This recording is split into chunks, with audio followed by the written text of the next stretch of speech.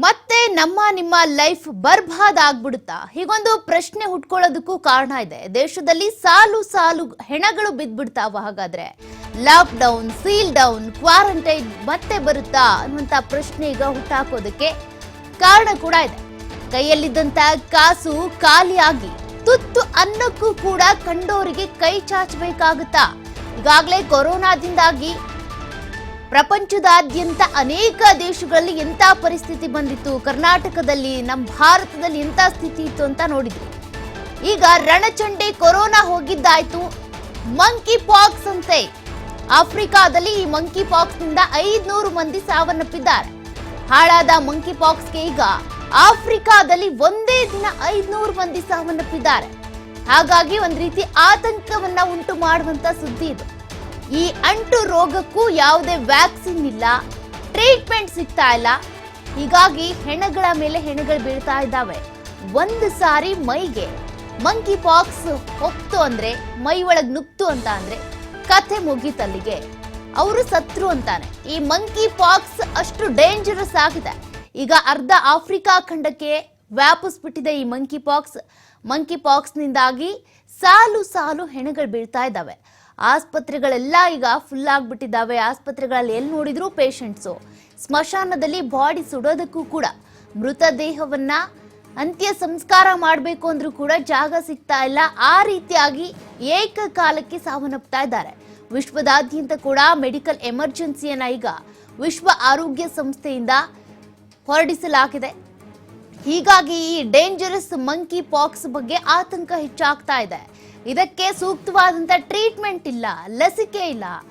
Corona ಬಂದಂತ ಸಂದರ್ಭದಲ್ಲಿ ಯಾವ ರೀತಿಯಾಗಿ ಚೀನಾದಿಂದ ಶುರುವಾಗಿದ್ದು ಇಡೀ ಪ್ರಪಂಚದಾದ್ಯಂತ ವ್ಯಾಪಿಸ್ಕೊಂಡು ಎಷ್ಟೆಲ್ಲ ಕಷ್ಟಗಳನ್ನ ಅನುಭವಿಸಿದ್ವಿ, ಎಷ್ಟೆಲ್ಲ ಸಾಲು ಸಾಲು ಹೆಣಗಳು ಬಿದ್ವು, ಇದೆಲ್ಲ ಕೂಡ ನೋಡಿದ್ದೇವೆ. ಅದರ ಬೆನ್ನಲ್ಲೇ ಈಗ ಹೆಂಗೂ ಕೊರೋನಾ ಹೋಯ್ತು ಅಂತ ಜನರು ನಿಟ್ಟುಸಿರು ಬಿಡ್ತಾ ಇರುವಂತ ಸಮಯದಲ್ಲಿ ಈಗ ಆಫ್ರಿಕಾದಲ್ಲಿ ಈ ಮಂಕಿ ಪಾಕ್ಸ್ ಪ್ರಕರಣಗಳು ಹೆಚ್ಚಾಗ್ತಾನೆ ಇದ್ದಾವೆ. 500 ಮಂದಿ ಸಾವನ್ನಪ್ಪಿರುವಂತದ್ದು. ಯಾವಾಗ ಯಾರಿಗೆ ಮಂಕಿ ಪಾಕ್ಸ್ ಯಾರ ದೇಹದೊಳಗೆ ಸೇರ್ಕೊಳ್ಳುತ್ತೆ ಅನ್ನೋದು ಗೊತ್ತಾಗ್ತಾ ಇಲ್ಲ. ಆ ಮಟ್ಟಕ್ಕೆ ಮಂಕಿ ಪಾಕ್ಸ್ ವಿಶ್ವದಾದ್ಯಂತ ಎಲ್ಲಿ ಹರಡ್ಬಿಡುತ್ತೋ ಅನ್ನುವಂತ ಭಯ ಕೂಡ ಶುರುವಾಗಿದೆ.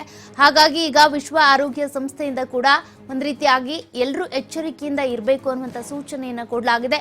ಆಫ್ರಿಕಾದಲ್ಲಿ ಜಾಸ್ತಿ ಆಗ್ಬಿಟ್ಟಿದೆ ಎಂ ಪಾಕ್ಸ್ ಹಾವಳಿ.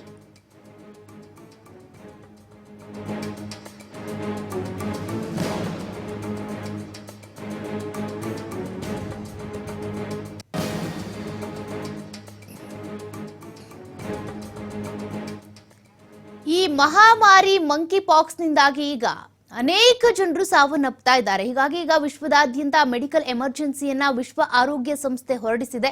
ಹಾಗಾದ್ರೆ ಈ ಮಹಾಮಾರಿ ಮಂಕಿ ಪಾಕ್ಸ್ ಹೇಗ್ ಬರ್ತಾ ಇದೆ, ಯಾಕೆ ಸಾವನ್ನಪ್ತಿದ್ದಾರೆ, ಅದ್ರ ಬಗ್ಗೆ ಕೂಡ ನೋಡುವುದಾದ್ರೆ ಆಫ್ರಿಕಾದಲ್ಲಿ ಈ ಒಂದು ಎಂ ಪಾಕ್ಸ್ ಹಾವಳಿ ಈಗ ಹೆಚ್ಚಾಗ್ತಾ ಇರುವಂತದ್ದು. ಅದರಲ್ಲೂ ಕೂಡ ಪಶ್ಚಿಮ ಆಫ್ರಿಕಾದಲ್ಲಿ ಹೆಚ್ಚಾಗ್ತಾ ಇದೆಯಂತೆ. ಒಂದೇ ವಾರಕ್ಕೆ 17,000ಕ್ಕೂ ಹೆಚ್ಚು ಕೇಸ್ಗಳು ಈಗ ಪತ್ತೆಯಾಗಿದೆ. ಅದರಲ್ಲಿ 500 ಜನ ಈಗ ಸಾವನ್ನಪ್ಪಿದ್ದಾರೆ. ಒಂದೇ ದಿನ 517ಕ್ಕೂ ಹೆಚ್ಚು ಮಂದಿ ಸಾವನ್ನಪ್ಪಿದ್ದಾರೆ ಅನ್ನುವಂತ ಮಾಹಿತಿ. ಕೆಲ ಪ್ರಕರಣಗಳು ಇಲಾಖೆಯ ಒತ್ತಿಗೆ ಅಥವಾ ಇಲಾಖೆಯ ವ್ಯಾಪ್ತಿಗೆ ಬಂದು ಗೊತ್ತಾದ್ರೆ ಇನ್ನೂ ಕೆಲವರು ಸಾವನ್ನಪ್ತಾ ಇರೋದು ಗೊತ್ತಾಗ್ತಾನೆ ಇಲ್ಲ. ಹಾಗಾಗಿ ಅದಕ್ಕೆ ಸಂಬಂಧಪಟ್ಟಂತೆ ನಿಖರವಾದ ಸಂಖ್ಯೆ ಕೂಡ ಹೇಳೋದು ಕಷ್ಟ ಆಗ್ತಾ ಇದೆ. ಇನ್ನು ಆಫ್ರಿಕಾ ಖಂಡದ 13 ದೇಶಗಳಿಗೂ ಕೂಡ ಈ ಮಹಾರೋಗ ವ್ಯಾಪಿಸ್ತಾ ಇದೆ. ಯಾರಿಗೆ ಯಾವಾಗ ಅಟ್ಯಾಕ್ ಆಗುತ್ತೆ, ಯಾರು ಸಾವನ್ನಪ್ತಾರೆ ಅಂತ ಗೊತ್ತಾಗ್ತಾ ಇಲ್ಲ. ಹಾಗಾಗಿ ಈಗ ವಿಶ್ವ ಆರೋಗ್ಯ ಸಂಸ್ಥೆಯಿಂದ ಕೂಡ ಈ ರೀತಿ ತುರ್ತು ಪರಿಸ್ಥಿತಿಯ ಬಗ್ಗೆ ಮಾಹಿತಿ ಕೊಟ್ಟಿದ್ದಾರೆ. ಈ ರೀತಿ ಒಂದು ಕಾಯಿಲೆ ಈಗ ಶುರುವಾಗಿದೆ, ಎಲ್ಲರೂ ಕೂಡ ಎಚ್ಚರಿಕೆಯಿಂದ ಇರಿ ಅನ್ನುವಂತ ಸೂಚನೆಗಳನ್ನ ಕೊಟ್ಟಿದ್ದಾರೆ. ಇನ್ನು ಇದರ ಲಕ್ಷಣಗಳನ್ನ ನೋಡ್ತಾ ಹೋಗೋದಾದ್ರೆ ವಿಪರೀತವಾಗಿ ತಲೆನೋವು ಕಾಣಿಸ್ಕೊಳ್ಳುತ್ತೆ, ಸ್ನಾಯು ಸೆಳೆತ ಆಗುತ್ತೆ, ಬೆನ್ನು ನೋವು ಬರುತ್ತೆ. ಹೀಗೆ ಒಂದ್ ರೀತಿಯಾಗಿ ಮೈ ಮುರಿದಂಗೆ ಅನಿಸ್ತಾ ಇರುತ್ತೆ. ವಿಪರೀತವಾದಂತಹ ಅಂಗಾಂಗಗಳ ನೋವು, ಸ್ನಾಯು ಸೆಳೆತ, ತಲೆನೋವು ಬರ್ತಾ ಇರುತ್ತೆ. ಈ ಲಕ್ಷಣಗಳು ನಿಮ್ಗೆ ಕಾಣಿಸ್ಕೊಂಡ್ರೆ ಆದಷ್ಟು ಬೇಗ ಆಸ್ಪತ್ರೆಗೆ ಹೋಗಿ ತೋರಿಸ್ಕೋಬೇಕಾಗುತ್ತೆ. ಇನ್ನು ವಿಪರೀತ ಜ್ವರದ ಜೊತೆಗೆ ದೇಹದ ತುಂಬೆಲ್ಲ ಕೀವು ತುಂಬಿದಂತ ಗಾಯಗಳು ಶುರುವಾಗುತ್ತೆ. ಅಂದ್ರೆ ಗುಳ್ಳೆ ರೀತಿಯಾಗಿ, ಗಾಯ ರೀತಿಯಾಗಿ ಅಲ್ಲಲ್ಲಿ ಶುರುವಾಗ್ತಾ ಹೋಗುತ್ತೆ. ಇದು ಇಡೀ ಮೈ ತುಂಬಾ ವ್ಯಾಪಿಸ್ಕೊಳ್ತಾ ಹೋಗುತ್ತೆ. ಹೀಗಾಗಿ ಬಹಳ ಡೇಂಜರಸ್ ಆಗಿರುವಂತ ಈ ಮಂಕಿ ಪಾಕ್ಸ್ ನಿಂದ ಈಗಾಗಲೇ ಪಶ್ಚಿಮ ಆಫ್ರಿಕಾದಾದ್ಯಂತ ಕೂಡ ಜನರು ಬೇಸತ್ತು ಹೋಗ್ಬಿಟ್ಟಿದ್ದಾರೆ. ಸಾವಿನ ಸಂಖ್ಯೆ ಹೆಚ್ಚಾಗ್ತಾ ಇರೋದ್ರಿಂದ ಸ್ಮಶಾನದಲ್ಲಿ ಹೆಣ ಹೂಳೋದಕ್ಕೆ ಅಥವಾ ಸುಡೋದಕ್ಕೂ ಕೂಡ ಜಾಗ ಸಿಗ್ತಾ ಇಲ್ಲ. ಇದು ಒಮ್ಮೆ ನೀರ್ಗುಳ್ಳೆ ಆಗಿ ಕಾಣಿಸ್ಕೊಳ್ತು ಅಂದ್ರೆ ಈಗಾಗಲೇ ಹೇಳ್ದಾಗ್ಲೇ ಎಲ್ಲ ಒಂದ್ ಕಡೆ ಗುಳ್ಳೆ ಶುರುವಾಯ್ತು ಅಂತ ಅಂದ್ರೆ ಇಡೀ ದೇಹದ ತುಂಬಾ ಕೂಡ ವ್ಯಾಪಿಸ್ಕೊಂಡ್ ಬಿಡುತ್ತೆ. ಎಲ್ಲಾ ಕಡೆನೂ ಕೂಡ ಆ ನೀರು ಗುಳ್ಳೆಗಳು ಶುರುವಾಗ್ತವೆ, ಆ ಗುಳ್ಳೆಗಳು ಒಡಿತವೆ, ಗಾಯ ಆಗ್ತಾ ಹೋಗುತ್ತೆ. ಅಂದ್ರೆ ಬಹಳ ಡೇಂಜರಸ್ ಆಗಿ ಮತ್ತೆ ವಿಪರೀತವಾಗಿ ನೋವನ್ನ ಕೊಡುವಂತ ಕಾಯಿಲೆ ಇದು.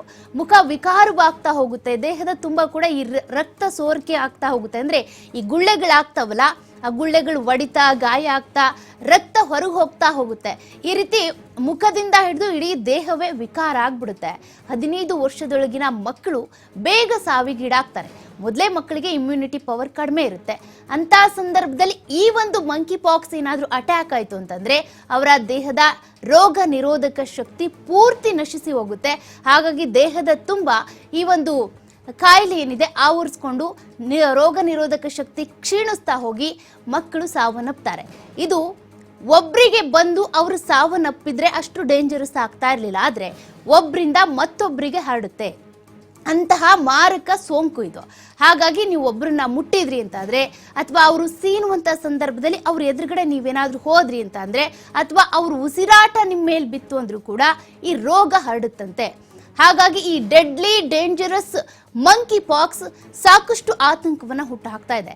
ಸದ್ಯ ಮಾಮೂಲಿ ಚಿಕನ್ ಪಾಕ್ಸ್ಗೆ ಇರುವಂತ ಔಷಧಗಳಷ್ಟೇ ಇರೋದ್ರಿಂದ ಅವುಗಳನ್ನೇ ಇಟ್ಕೊಂಡು ಈ ಲಕ್ಷಣಗಳನ್ನ ಆಧಾರವಾಗಿ ಇಟ್ಕೊಂಡು ಚಿಕಿತ್ಸೆಯನ್ನ ಕೊಡ್ತಾ ಇದ್ದಾರೆ. ಅಂದ್ರೆ ಸ್ನಾಯು ಸೆಳೆತಕ್ಕೆ ಸಂಬಂಧಪಟ್ಟಂತೆ, ಜ್ವರಕ್ಕೆ ಸಂಬಂಧಪಟ್ಟಂತೆ ಅಂತಹ ಟ್ಯಾಬ್ಲೆಟ್ ಔಷಧಿಗಳನ್ನ ಕೊಟ್ಟು ಆರಾಮ್ ಮಾಡ್ತಾ ಇದ್ದಾರೆ. ಆದ್ರೆ ಇದಕ್ಕೆ ಸೂಕ್ತವಾದಂತ ಅದಕ್ಕೆ ಅಂತಾನೆ ಲಸಿಕೆ ಇಲ್ಲ, ಟ್ರೀಟ್ಮೆಂಟ್ ಇಲ್ಲ. ಹಾಗಾಗಿ ಇದು ಡೇಂಜರಸ್ ಆಗ್ತಾ ಇರುವಂತದ್ದು. ಈ ಚಿಕನ್ ಪಾಕ್ಸ್ ಔಷಧಕ್ಕೆ ವಾಸಿ ಆಗ್ತಾ ಇಲ್ಲ ಮಂಕಿ ಪಾಕ್ಸ್, ಹಾಗಾಗಿ ಸಾವನ್ನಪ್ತಾ ಇದ್ದಾರೆ. ಸದ್ಯಕ್ಕೆ ಭಾರತದಲ್ಲಿ ಕಾಣಿಸ್ಕೊಂಡಿಲ್ಲ, ಹಾಗಿದ್ರೂ ಕೂಡ ಹರಡುವಂತ ಭೀತಿ ಇದೆ. ಇಲ್ಲೇ ಅಕ್ಕಪಕ್ಕದ ರಾಜ್ಯಗಳಲ್ಲಿ, ದೇಶಗಳಲ್ಲಿ ಮಂಕಿ ಪಾಕ್ಸ್ ಬರ್ತಾ ಇದೆ ಅಂತ ಅಂದ್ರೆ ನಾವು ಕೂಡ ಆದಷ್ಟು ಎಚ್ಚರಿಕೆಯಿಂದ ಇರಬೇಕಾಗುತ್ತೆ. ಮಂಕಿ ಪಾಕ್ಸ್ನ ಲಕ್ಷಣಗಳನ್ನ ನೋಡಿದ್ರಿ, ಜೊತೆಗೆ ಅದಕ್ಕೆ ಟ್ರೀಟ್ಮೆಂಟ್ ಇಲ್ಲ ಅನ್ನೋದನ್ನ ಕೂಡ ನೀವು ತಿಳ್ಕೊಂಡಿದ್ದೀರಾ. ಹಾಗಾಗಿ ಈ ಮಂಕಿ ಪಾಕ್ಸ್ಗೆ ಸಂಬಂಧಪಟ್ಟಂತೆ ಈಗಾಗಲೇ ಪಶ್ಚಿಮ ಆಫ್ರಿಕಾದಲ್ಲಿ ಹೆಚ್ಚು ಕೇಸಸ್ಗಳು ಪತ್ತೆ ಆಗ್ತಾ ಇರೋದ್ರಿಂದ ಅಲ್ಲಿ ಒಂದಷ್ಟು ಆರೋಗ್ಯ ಪರಿಸ್ಥಿತಿಗೆ ಸಂಬಂಧಪಟ್ಟಂತೆ ಸೂಚನೆ ಕೊಡ್ತಾ ಇದ್ದಾರೆ. ಜೊತೆಗೆ ಸಾವನ್ನಪ್ತಾ ಇರುವಂತ ಸಂಖ್ಯೆ ಹೆಚ್ಚಾಗ್ತಾ ಇರೋದ್ರಿಂದ ಎಚ್ಚರಿಕೆಯಿಂದ ಇರಬೇಕು. ಜ್ವರ ಬಂದ್ರೆ, ಮೈಕೈ ನೋವು ಬಂದ್ರೆ, ಸ್ನಾಯು ಸೆಳೆತ ಬಂದ್ರೆ ಆಸ್ಪತ್ರೆಗೆ ಬಂದು ತೋರಿಸ್ಕೊಳ್ಳಿ ಅಂತ ಹೇಳ್ತಿದ್ದಾರೆ. ಹಾಗಾಗಿ ವಿಶ್ವದಾದ್ಯಂತ ಕೂಡ ಇದ್ರ ಬಗ್ಗೆ ಎಚ್ಚರಿಕೆಯನ್ನು ವಹಿಸಬೇಕಾಗಿದೆ. ಡೀಟೇಲ್ಸ್ ಕೊಡ್ತಾ ಹೋಗ್ತಾರೆ ನನ್ನ ಕಲೀಗ್ ನೀತಿ, ಡೆಸ್ಕ್ ಲೈವ್ ಇಂದ ಜಾಯ್ನ್ ಆಗ್ತಾ ಇದ್ದಾರೆ. ನೀತಿ, ಈಗಾಗಲೇ ಪಶ್ಚಿಮ ಆಫ್ರಿಕಾದಲ್ಲಿ ಶುರುವಾಗಿರುವಂತ ಈ ಮಂಕಿ ಪಾಕ್ಸ್ ಏನಿದೆ ಜಗತ್ತನ್ನೇ ಬೆಚ್ಚಿ ಬೀಳಿಸ್ತಾ ಇದೆ. ಸಾವಿನ ಸಂಖ್ಯೆ ಏರಿಕೆ ಆಗ್ತಾ ಇರೋದ್ರಿಂದ ಇದ್ರ ಬಗ್ಗೆ ಡೀಟೇಲ್ಸ್ ಕೊಡ್ತಾ ಹೋಗೋದಾದ್ರೆ, ಸಾವಿನ ಸಂಖ್ಯೆ ಇರ್ಬೋದು, ಲಕ್ಷಣಗಳು, ಇದ್ರ ಬಗ್ಗೆ ಮಾಹಿತಿ ಕೊಡೋದಾದ್ರೆ. ಸೌಖ್ಯ, ನಾವು ಈಗ ತಾನೇ ಕರೋನಾ ಆಗಿರ್ಬೋದು, ನಿಫಾ ವೈರಸ್ ಆಗಿರ್ಬೋದು, ಡೆಂಗ್ಯೂ ಆಗಿರ್ಬೋದು, ಚಿಕನ್ ಗುನ್ಯಾ ಅಂತ ಏನ್ ಕರಿತೀವಿ ಅದಾಗಿರ್ಬೋದು, ಎಲ್ಲಾ ವೈರಸ್ಗಳನ್ನ ನೋಡಿ ಈಗ ತಾನೇ ಉಸಿರಾಡ್ತಿದೀವಿ ಅಂತ ಅನಿಸ್ತಾ ಇದೆ. ಕೋವಿಡ್ ಬಂದಾದ ನಂತರ ಎಲ್ಲರ ಜೀವನದಲ್ಲೂ ಒಂದಷ್ಟು ಬದಲಾವಣೆ ಆಗಿದೆ ಮತ್ತು ಇಡೀ ದೇಶದ ಮೇಲೂ ಕೂಡ ಆರ್ಥಿಕ ಪ್ರಭಾವ ಎಷ್ಟು ಮಟ್ಟಿಗೆ ಬೀರಿತ್ತು, ಅದರಿಂದ ಎಷ್ಟೆಲ್ಲ ಸಮಸ್ಯೆ ಆಗಿತ್ತು ಅನ್ನೋದು ಎಲ್ರಿಗೂ ಗೊತ್ತಿರುವಂತ ವಿಚಾರ. ಅದರಿಂದನೇ ನಾವಿನ್ನೂ ಆಚೆ ಬಂದಿಲ್ಲ. ಆದರೆ ಇದೀಗ ಮಂಕಿ ಪಾಕ್ಸ್ ಅನ್ನುವಂತ ಕಾಯಿಲೆ ಆಫ್ರಿಕಾದಲ್ಲಿ ಹೆಚ್ಚಾಗಿ ಕಂಡು ಬರ್ತಾ ಇದೆ. ನಮ್ಮಲ್ಲಿ 2020ರಲ್ಲಿ ಯಾವಾಗ ಕೋವಿಡ್ ಸಮಸ್ಯೆ ಇತ್ತು ಆಗ ಕೂಡ ಆಫ್ರಿಕಾದಲ್ಲಿ ಈ ಮಂಕಿ ಪಾಕ್ಸ್ ಅನ್ನುವಂತ ಸಮಸ್ಯೆ ಹೆಚ್ಚಾಗಿತ್ತು. ಇದನ್ನ ಎಂ ಪಾಕ್ಸ್ ಅಂತ ಕೂಡ ಕರೀತಾರೆ. ಆದ್ರೆ ಈಗ ಅದು ಮತ್ತಷ್ಟು ಜಾಸ್ತಿ ಆಗಿದೆ. ಒಂದೇ ದಿನದಲ್ಲಿ 500 ಜನಕ್ಕೆ ಸೋಂಕು ತಗುಲಿದೆ. 17,000 ಜನಕ್ಕೂ ಕೂಡ ಈ ಸೋಂಕು ಕಾಣಿಸ್ಕೊಂಡಿದೆ. ಇದರಿಂದ ಸಮಸ್ಯೆ ಆಗಿದೆ ಅನ್ನೋದ್ರ ಬಗ್ಗೆ ಮಾಹಿತಿ ಲಭ್ಯವಾಗ್ತಿದೆ. ಹಾಗಿದ್ರೆ ಮಂಕಿ ಪಾಕ್ಸ್ ಅಂದ್ರೆ ಏನು, ಇದು ಯಾಕೆ ಬರುತ್ತೆ, ಯಾರಿಗೆ ಬರುತ್ತೆ, ಇದೇ ಮೊದಲ ಬಾರಿಗೆ ಬರ್ತಾ ಇರೋದಂತ ನೋಡೋದಾದ್ರೆ, ಮಂಕಿ ಪಾಕ್ಸ್ ಅನ್ನುವಂತ ಒಂದು ಕಾಯಿಲೆ ಇದೆ ಅನ್ನೋದನ್ನ 1958ರಲ್ಲಿ ವಿಜ್ಞಾನಿಗಳು ಕಂಡುಹಿಡಿತಾರೆ. ಆದ್ರೆ ಇದು ಆಗ ಕೇವಲ ಮಂಕಿಗಳಿಗೆ ಮಾತ್ರ ಇರ್ತಿತ್ತು. ಅವುಗಳಲ್ಲಿ ಸಮಸ್ಯೆ ಆದಾಗ ಒಂದು ಆರೋಗ್ಯದ ಸಮಸ್ಯೆಯಿಂದ ಗುಳ್ಳೆ ಬಂದು ಅದು ಕ್ಯೂ ತುಂಬಿ ಆ ಪ್ರಾಣಿಗಳು ಸತ್ತೋಗ್ತಾ ಇತ್ತು. ಇದು 1958ರಲ್ಲಿ ಮಂಕಿಗಳಿಗೆ ಕಾಣಿಸ್ಕೊಳ್ತಾ ಇದ್ದಂತ ಒಂದು ಕಾಯಿಲೆ ಆಗಿತ್ತು. ಅದೇ 1970ರಲ್ಲಿ ಇದೇ ಆಫ್ರಿಕಾದಲ್ಲಿ ಮೊದಲ ಬಾರಿಗೆ ಮನುಷ್ಯರಲ್ಲೂ ಕೂಡ ಈ ಮಂಕಿ ಪಾಕ್ಸ್ ಕಾಣಿಸ್ಕೊಳ್ಳುತ್ತೆ. ಇದು ಪ್ರಾಣಿಗಳಿಂದಲೇ ಹರಡುವಂತ ಕಾಯಿಲೆ ಅನ್ನೋದು ಕೂಡ ಈಗಾಗಲೇ ವಿಜ್ಞಾನಿಗಳು ಹೇಳಿದ್ದಾರೆ. ಯಾಕಂದ್ರೆ ನೀವು ಆಫ್ರಿಕಾ ಅಂತ ಬಂದಾಗ ಅಲ್ಲಿ ಮನುಷ್ಯರು ಮತ್ತು ಪ್ರಾಣಿಗಳಿಗೆ ಒಂದು ಉತ್ತಮವಾದಂತ ಒಡನಾಟ ಇದೆ. ಅಂತ ದೇಶದಲ್ಲಿ ಈ ತರದೊಂದು ಸಮಸ್ಯೆ ಹುಟ್ಕೊಂಡಿರೋದು. ಅದೇ 1970ರಲ್ಲಿ ಇದೇ ಆಫ್ರಿಕಾದಲ್ಲಿ ಮೊದಲ ಬಾರಿಗೆ ಇದೇ ಮಂಕಿ ಪಾಕ್ಸ್ ಕಾಣಿಸ್ಕೊಂಡಿತ್ತಲ್ಲ. ಆದ್ರೆ ಈಗ 2024ರಲ್ಲಿ ಅದರ ತೀವ್ರತೆ 10% ಹೆಚ್ಚಾಗಿದೆ ಅನ್ನೋದನ್ನ ಹೇಳಲಾಗ್ತಾ ಇದೆ. ಹಾಗಿದ್ರೆ ಇದರ ಗುಣಲಕ್ಷಣ ಹೇಗಿದೆ ಅಂದ್ರೆ ನಾರ್ಮಲ್ ಆಗಿ ನಾವೀಗ ಜ್ವರ, ಶೀತ, ಕೆಮ್ಮು, ಬೆನ್ನೋವು ಅಥವಾ ಸ್ನಾಯು ಎಳೆತ ಇದೆಲ್ಲವೂ ಕೂಡ ಇದ್ದೇ ಇದೆ. ಸೊ ಅದರ ಜೊತೆಗೆ ಇದರ ನೆಕ್ಸ್ಟ್ ಲೆವೆಲ್ ಯಾವ ರೀತಿ ಆಗಿದೆ ಅಂತ ಅಂದ್ರೆ, ಭಾರತದಲ್ಲಿ ಮಂಕಿ ಫಾಕ್ಸ್ ಬಗ್ಗೆ ಕೇಳಿದಾಗ ನಮಗೆ ಈ ಸಿಡುಬು ರೋಗ ಅನ್ನೋದನ್ನ ನಾವು ಕೇಳಿದ್ವಿ. ಈ ಸಿಡುಬು ರೋಗದ ರೀತಿಯಲ್ಲೇ ಮಂಕಿ ಫಾಕ್ಸ್ ಕೂಡ ಇದೆ ಅನ್ನೋದನ್ನ ಹೇಳಲಾಗ್ತಾ ಇದೆ. ನಿಮಗೆ ಪ್ರಾರಂಭಿಕ ಹಂತದಲ್ಲಿ ಜ್ವರ, ಶೀತ, ಕೆಮ್ಮು, ತಲೆನೋವು ಕಾಣಿಸ್ಕೊಂಡ್ರು. ಅದಾದ ನಂತರ ಕಜ್ಜಿ ಕಾಣಿಸ್ಕೊಳ್ಳುತ್ತೆ, ತುರಿಕೆ ಶುರು ಆಗುತ್ತೆ. ಅದಾದ್ಮೇಲೆ ಅದು ಕ್ಯೂ ತುಂಬುತ್ತೆ, ಮೈ ತುಂಬಾ ರಕ್ತ ಹರಿಯುತ್ತೆ. ಇದು ಎದೆ ಮತ್ತು ಮುಖ ಹಾಗೂ ಗುಪ್ತಾಂಗಗಳಲ್ಲಿ ಹೆಚ್ಚಾಗಿ ಕಾಣಿಸ್ಕೊಳ್ಳುತ್ತೆ ಅಂತ ಹೇಳಲಾಗ್ತಾ ಇದೆ. ಇನ್ನೂ ಒಂದು ವಿಚಾರ ಅಂತ ಹೇಳಿದ್ರೆ, ಇದು ಲೈಂಗಿಕ ಪ್ರಕ್ರಿಯೆ ನಡೆಸುವಂತ ಸಂದರ್ಭದಲ್ಲಿಯೂ ಕೂಡ ಇದು ಸ್ಪ್ರೆಡ್ ಆಗ್ತಾ ಇದೆ ಅಂತ ಹೇಳಲಾಗ್ತಿದೆ. ಮತ್ತು ಸಲಿಂಗಕಾಮಿಗಳಲ್ಲಿ ಈ ಮಂಕಿ ಫಾಕ್ಸ್ ಹೆಚ್ಚಾಗಿ ಹರಡ್ತಾ ಇದೆ ಅನ್ನೋದನ್ನ ಕೂಡ ವರದಿ ಹೇಳ್ತಾ ಇದೆ. ಇನ್ನೂ ಒಂದು ವಿಚಾರ ಅಂತಂದ್ರೆ, 2 ವರ್ಷದಲ್ಲಿ ನಮ್ಮ WHO ಈಗ 2ನೇ ಬಾರಿಗೆ ನಮ್ಮ ಆರೋಗ್ಯ ವಿಶ್ವಸಂಸ್ಥೆನೆ 2ನೇ ಬಾರಿಗೆ ಎಮರ್ಜೆನ್ಸಿ ಅಂತ ಅನೌನ್ಸ್ ಮಾಡಿದೆ. ಯಾಕಂದ್ರೆ 2020ರಲ್ಲಿ ಇದೇ ಮಂಕಿ ಪಾಕ್ಸ್ ವಿಶ್ವದಾದ್ಯಂತ 70 ದೇಶಗಳಲ್ಲಿ ಕಾಣಿಸ್ಕೊಂಡಿತ್ತು. ಈಗ ಇದರ ಪ್ರಭಾವ ಮತ್ತಷ್ಟು ಜಾಸ್ತಿ ಆಗುವಂತ ಸಾಧ್ಯತೆ ಇದೆ ಅಂತ ಹೇಳಲಾಗ್ತಾ ಇದೆ. ಅದರ ಜೊತೆಗೆ ಈಗಾಗಲೇ ವಿಶ್ವ ಆಹಾರ ಇಲಾಖೆ ಕೂಡ 1.5 ಮಿಲಿಯನ್ ಅಮೆರಿಕನ್ ಡಾಲರ್ ಅನ್ನ ಬಿಡುಗಡೆ ಕೂಡ ಮಾಡಿದೆ. ಅಂದ್ರೆ ಹಣವನ್ನು ಬಿಡುಗಡೆ ಮಾಡಿದೆ ಅಂತಂದ್ರೆ ಇದರ ತೀವ್ರತೆ ಎಷ್ಟರ ಮಟ್ಟಿಗೆ ಇದೆ ಅನ್ನೋದನ್ನ ನಾವು ಯೋಚನೆ ಮಾಡಬೇಕಾಗತ್ತೆ. ಇನ್ನು ಇದಕ್ಕೆ ಲಸಿಕೆ ಇದೆಯಾ ಅಥವಾ ಲಸಿಕೆ ಇಲ್ವಾ? ನಾವು ಕೋವಿಡ್ ಸಂದರ್ಭದಲ್ಲಿ ತುಂಬಾನೇ ಪರದಾಡಿದ್ವಿ, ವ್ಯಾಕ್ಸಿನ್ ಅನ್ನೋದೇ ಇರಲಿಲ್ಲ. ಅವಾಗ ಎಷ್ಟೋ ಜನದ ಪ್ರಾಣ ಹೋಯಿತು. ವ್ಯಾಕ್ಸಿನ್ ಬಂದ ಮೇಲೆ ಸ್ವಲ್ಪ ಜನಕ್ಕೆ ಕಂಟ್ರೋಲ್ ಆಯ್ತು ಅಂತ ನೀವು ಯೋಚನೆ ಮಾಡ್ತಾ ಇದ್ರೆ, ಖಂಡಿತ ಇದಕ್ಕೆ ವ್ಯಾಕ್ಸಿನ್ ಇದೆ. ಆದ್ರೆ ಭಾರತದಲ್ಲಿ ವ್ಯಾಕ್ಸಿನ್ ಇಲ್ಲ.